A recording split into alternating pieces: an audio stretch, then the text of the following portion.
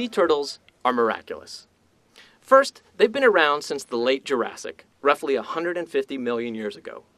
Cohorts of the dinosaurs, sea turtles have survived through the challenges of eons, existing still today where many others have ended their evolutionary run.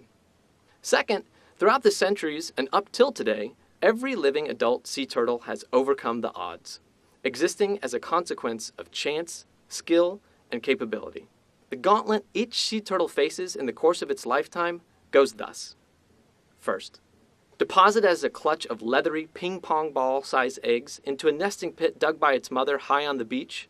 Of the 50 to 200 eggs laid, roughly 20% will never hatch.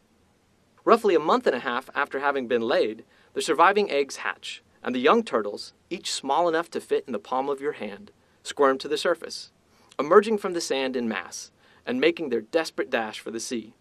Along the way, debris, pitfalls, crabs, gulls, raccoons, and other threats will claim roughly 50% of those who rose from the sand. For those that actually reach the surf, they trade one set of threats for another, as they first face the repelling force of the waves and then find a whole new host of predators awaiting them. Various fish, dolphins, sharks, and seabirds as the young turtles come to the surface for air.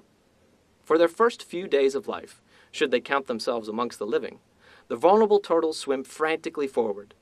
Ultimately, they will often look to settle in a patch of flotsam, preferably a patch of floating seaweed. Now, for the next several months, they will seek to avoid those that would eat them, find that which they might eat themselves, and not fall to the pressures of challenging weather or unfortunate currents. In this phase, roughly 50% of those who reach the surf will perish. Ultimately, with the passage of years, the survivors will increase in size, from that of a dinner plate at year 1 to that of a dinner table, in the case of one species at least, the leatherback, a decade or so later. With size comes some measure of protection. The only truly worrisome predators now are some of the larger shark species, bulls, tigers, and whites, and the occasional killer whale. At approximately 2 decades of age, the survivors will be old enough themselves to breed and continue the cycle which their very existence heralds. Of those that began as eggs on a distant beach, now less than 10% remain. At least, those were the odds prior to significant human interference.